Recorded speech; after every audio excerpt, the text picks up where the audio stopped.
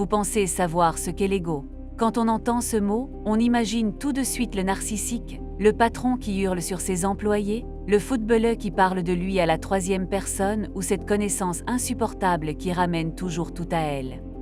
On se dit « Heureusement, moi, je n'ai pas un gros ego ». Et c'est là, précisément à cet instant, que vous venez de tomber dans le panneau. C'est l'arnaque du siècle. La réalité, c'est que l'ego n'est pas ce trop-plein de confiance que vous imaginez, au contraire. L'ego, c'est cette petite voix tremblante à l'intérieur de vous qui a peur. C'est la voix qui vous empêche de lever la main en réunion de peur de dire une bêtise. C'est la voix qui vous fait vérifier votre téléphone 10 fois pour voir si votre photo a eu des likes. C'est la voix qui vous pousse à vous justifier quand quelqu'un vous critique. Ce que Steven Silvestri nous révèle dans son livre Detox Your Ego, c'est que l'ego n'est pas de l'arrogance, c'est un mécanisme de survie périmé. C'est une infection virale de votre esprit qui vous fait croire que votre valeur dépend de ce que les autres pensent de vous. Et le problème, c'est que la plupart d'entre nous vivons notre vie entière en mode pilote automatique, guidé par ce virus. On prend des décisions pour protéger notre image, pas pour atteindre nos objectifs. On évite l'échec non pas parce qu'on ne peut pas réussir, mais parce qu'on a peur d'avoir l'air bête. Aujourd'hui, on va arrêter de se mentir. On va disséquer ce mécanisme invisible qui sabote votre carrière, vos relations et votre bonheur, et on va voir comment s'en débarrasser. Ce n'est pas juste un livre de développement personnel, c'est un manuel de désintoxication mentale. Pour comprendre à quel point l'ego est sournois, il faut regarder d'où vient Steven Silvestri. Ce n'est pas un gourou qui médite au sommet d'une montagne, c'est un psychologue du sport de haut niveau.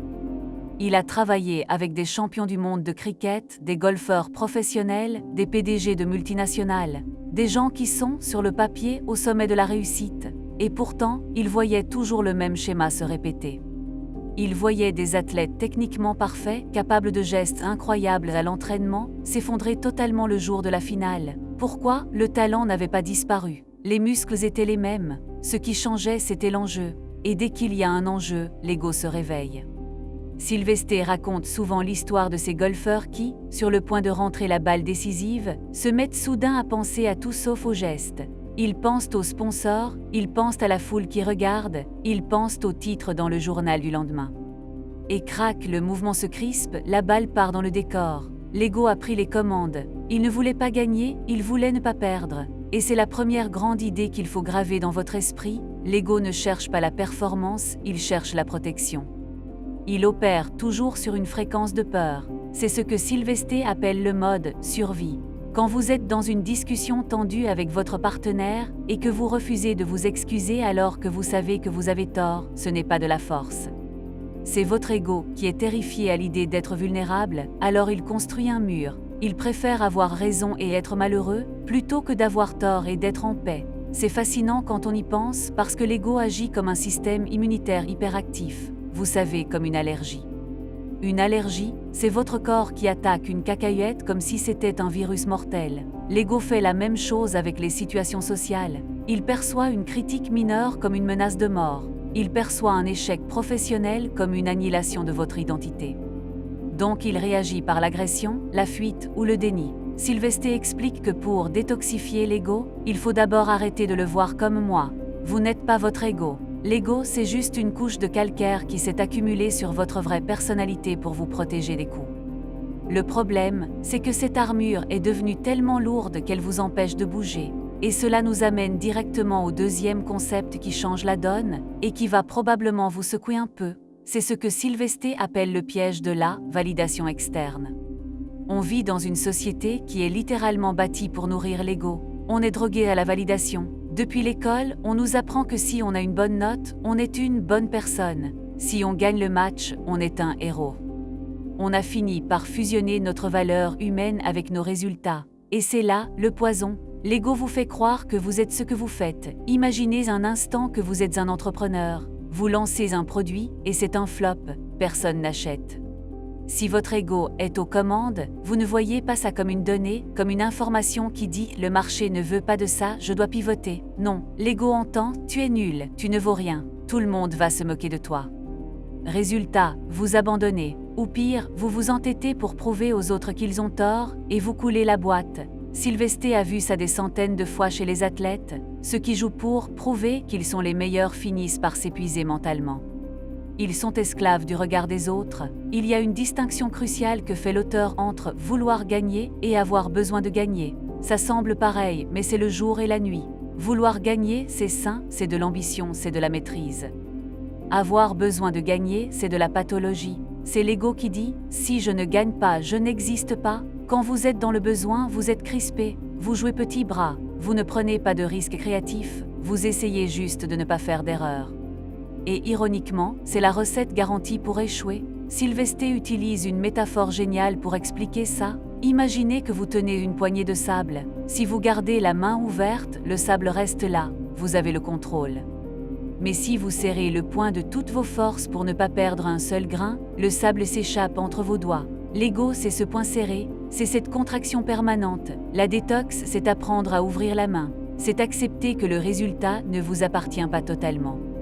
C'est contre-intuitif, n'est-ce pas? On nous répète partout qu'il faut être obsédé par ses objectifs. Visualiser la victoire, nous disent les coachs en motivation. Sylvesté nous dit « Attention, si vous êtes obsédé par la ligne d'arrivée, vous ne regardez pas où vous mettez les pieds. » Il raconte comment il a dû reprogrammer des équipes de cricket entières qui étaient tétanisées par l'idée de perdre le championnat. Il leur a interdit de parler de victoire ou de trophée. Interdit. Ils ne devaient parler que du processus, comment je tiens ma batte.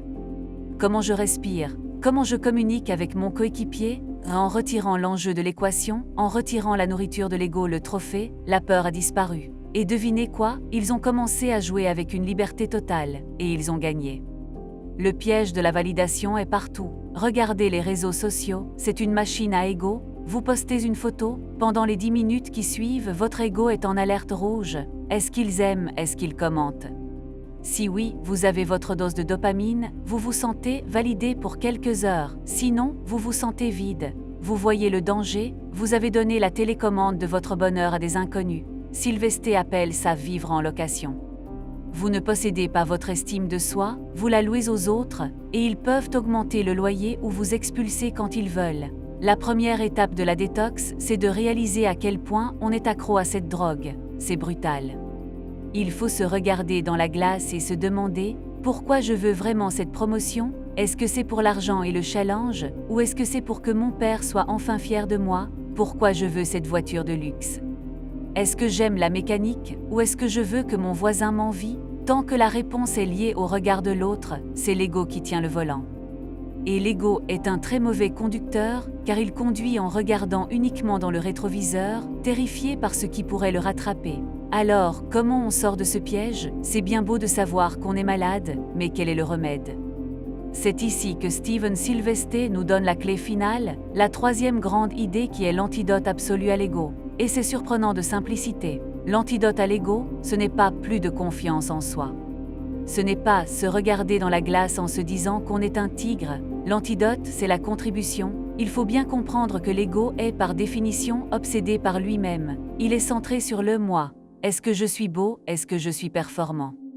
Est-ce qu'on m'aime? C'est un trou noir qui aspire toute votre énergie vers l'intérieur. La solution pour couper le courant de l'ego instantanément, c'est d'inverser le flux, c'est de tourner votre énergie vers l'extérieur. Sylvesté a remarqué quelque chose d'incroyable avec les équipes sportives. Quand un joueur est stressé, il joue pour lui-même pour ne pas avoir l'air nul. Il est crispé. Mais dès que ce même joueur se met à jouer pour ses coéquipiers, pour les aider à gagner, la peur disparaît. C'est magique. Pourquoi? Parce que le cerveau ne peut pas être à la fois en mode protection de soi, peur et en mode don de soi, amour, générosité. C'est biologiquement impossible. Voici le test pratique que vous pouvez faire dès demain au travail. Imaginez que vous devez faire une présentation importante.